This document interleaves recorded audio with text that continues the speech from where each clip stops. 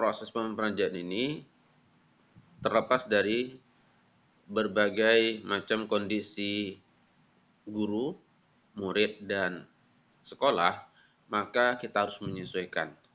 Tidak boleh kita membuat suatu perencanaan itu melebihi dari kemampuan kita, melebihi dari kemampuan murid, dan juga melebihi kemampuan daripada sekolah. Karena kalau sesuatu kita buat berlebihan dengan tujuan RPP atau perencanaan pembelajaran kita itu kelihatan apik, keren, the best, dan perfeksionis, tapi tidak sesuai dengan keadaan dan kemampuan guru, anak murid, dan sarana prasarana sekolah, itu seperti pembohongan. Jadi buatlah perencanaan itu dengan perhatian kemampuan kita sebagai seorang guru, anak-anak, dan sarana prasarana yang ada di sekolah. Jadi hal yang paling terpenting adalah eksekusi ketika kita melaksanakan perencanaan itu. Biarlah keadaan dengan berbagai alasan dan berbagai keterbatasan, namun apa yang kita buat, cita-citakan, dan niatkan itu nyampe ke anak-anak. Jadi suatu pekerjaan itu baik, dinilai baik jika yang kita buat, yang kita rencanakan itu sesuai dengan apa yang kita rencanakan. Jadi kalau kita guru, persiapkanlah diri kita sesuai dengan apa yang akan kita lakukan, sesuai dengan materi. Karena walaupun kita mengajar setiap hari, kan tak mungkin materi itu saja, pasti berubah. Walaupun dengan materi subjudul yang sama, tetapi kan ada materi-materi turunan di bawahnya yang akan dijelaskan. Begitu juga anak murid, kita harus memahami dan tak boleh kita memaksakan kemampuan anak murid itu harus sama dengan kemampuan kita. Yang namanya anak-anak, mereka masih berproses. Kita aja sebagai guru juga berproses. Walaupun kita sudah sebagai seorang guru, kita juga dituntut untuk terus belajar. Tujuannya apa? Untuk mengupgrade ilmu pengetahuan sesuai dengan perkembangan ilmu pengetahuan yang ada pada zaman sekarang ini. Jadi ilmu yang bersumber dari agama kita, Al-Quran dan hadis, dan juga produk-produk daripada para cendekiawan muslim itu jadi sesuatu yang mutlak. Tak mungkin dari sumber Al-Quran dan hadis itu berubah. Namun perkembangan ilmu dan teknologi itu jadi suatu dasar bagi kita untuk melakukan inovasi dan melakukan perencanaan yang baik. Materinya ada, kemudian kita sesuaikan dengan kemampuan IT, perkembangan ilmu teknologi yang sekarang. Sehingga materi-materi kita itu lebih segar. Kenapa? Karena kita sesuaikan dengan ilmu pengetahuan yang ada sekarang. Oleh karena itu, jika menjadi seorang guru, jangan malu-malu untuk terus belajar. Guru senior, kalau seandainya memang tak tahu, tak paham terkait bagaimana penggunaan media, harus belajar. Apakah otodidak, apakah mengikuti webinar, pelatihan, atau bertanya kepada orang yang lebih muda, atau bertanya kepada anaknya. Yang senior pun tak boleh juga menutup diri terhadap perkembangan ilmu dan pengetahuan.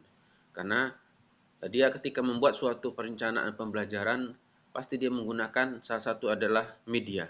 Dan media itu terkait dengan salah satu produk daripada teknologi itu di zaman sekarang. Jika seandainya memang tidak memungkinkan, ya apa boleh buat.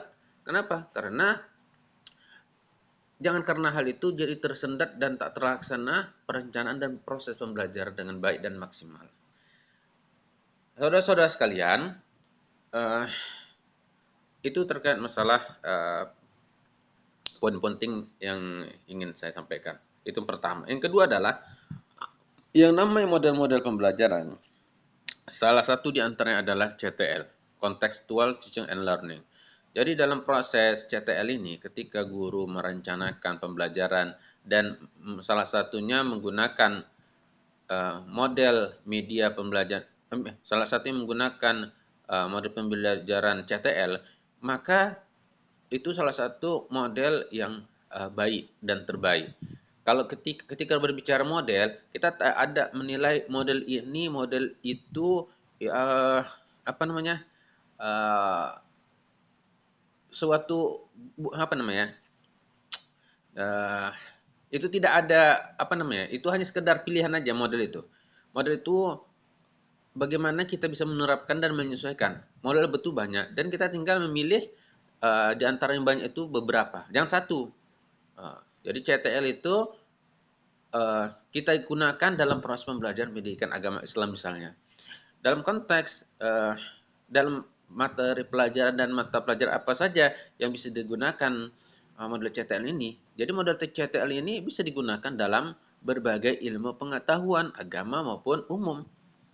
Kalau agama umpamanya mengajarkan tentang sholat, ya pastilah. CTL itu kan bagaimana mengajarkan materi kepada anak sehingga bermakna, bermanfaat dan bisa diterapkan di dalam kehidupan anak sendiri. Bermakna atau bermanfaat dalam kehidupan anak. Jadi ilmu pengetahuan itu ketika kita ajarkan kepada anak melalui model CTL ini, kita ajarkan kepada anak materi tersebut sehingga materi tersebut bukan hanya sekadar hafalan dan pemahaman anak, tetapi ada kesadaran dari anak tersebut bahwa dia memiliki kewajiban untuk melaksanakan sholat. Jadi bukan hanya sekedar hafalan, tahu dia arti sholat itu secara bahasa, secara istilah apa, dasar hukumnya dari Al-Quran apa, dari hadis apa, dan ijtihad atau ijma ulama apa, syarat, rukun, sunnah, hal-hal yang membatalkan sholat, sunnah ayat dan ab'ad, tahu di semua. Tapi tak bermakna di dalam kehidupannya. Hanya sekedar hafalan dan pemahaman secara kognitif di dalam otaknya dan pemikirannya. Karena kita sebagai seorang guru, ilmu bukan sekedar untuk ilmu, tapi ilmu untuk dia amalkan. Oleh karena itu, dari sinilah, dari berangkat model menggunakan model CTL ini, kita menyadarkan dan memberi pemahaman kepada anak bahwa yang kita ajarkan itu memang harus diamalkan. Jadi anak-anak itu tidak lagi fokus untuk mempelajari dan belajar ilmu agama itu untuk memperoleh nilai yang baik, yang cukup sehingga dia bisa naik kelas dan tamat. Tapi bisa dia, tetapi yang ingin kita tekankan kepada anak itu bagaimana dia ketika telah menerima informasi pengetahuan dari kita, dia sadar seutuhnya untuk menjalankan kewajiban dia sebagai hamba atau sebagai manusia kepada Tuhannya. Itu yang paling penting. Dan itulah kadang hal-hal seperti ini kan terlewatkan. Sehingga kadang banyak orang hafal teori-teori apapun, tetapi dia luput daripada kewajiban, yang kewajiban tersebut yang tahu dan hafal. Ini sesuatu yang miris menurut saya. Nah, itu contoh untuk apakah model CTL ini untuk bisa digunakan dalam ruang lingkup mata pelajaran apa saja. Jadi pelajaran agama itu bisa diterapkan, apakah itu fikih, apakah itu tauhid, apakah itu akidah akhlak, apakah itu SKI, bahkan SKI sendiri. Nah, sejarah kebudayaan Islam. Jadi dengan sadar dia tahu dan paham bagaimana sejarah kebudayaan Islam itu. Salah satu sejarah kebudayaan Islam itu adalah bagaimana sejarah kehidupan Rasulullah SAW dan membuat suatu peradaban. Nah, dengan membaca sirah nabawiyah, dia sadar bagaimana konteks pribadi Rasul yang baik itu, karakter baik Rasulullah, uswatun hasanah Rasulullah itu bisa membangun sebuah peradaban yang dimulai dari diri sendiri, lalu diikut oleh orang banyak. Nah, dalam hal ini adalah kita sebagai umat Rasulullah Shallallahu Alaihi Wasallam. Jadi Rasul itu memiliki karakter yang baik, sehingga lawan dan kawan itu segan. Kenapa kadang ada orang tak segan? Karena kita memiliki karakter yang buruk, sehingga menjadi pemicu, alah dia pun aja begitu. Nah, kalau Rasulullah tidak. Bahkan dalam satu kasus ketika memindahkan batu Hajarul Aswad ke tempat semula, semua orang menyerahkan sama dia. Padahal di situ pada masa Rasul itu banyak tokoh-tokoh masyarakat dari tokoh Quraisy, tapi mereka lebih suka menyerahkan personel itu kepada Nabi Muhammad. Apa alasannya? Tidak lain dan tidak bukan karena Rasul adalah seorang amanah. Nah, jadi itu dia.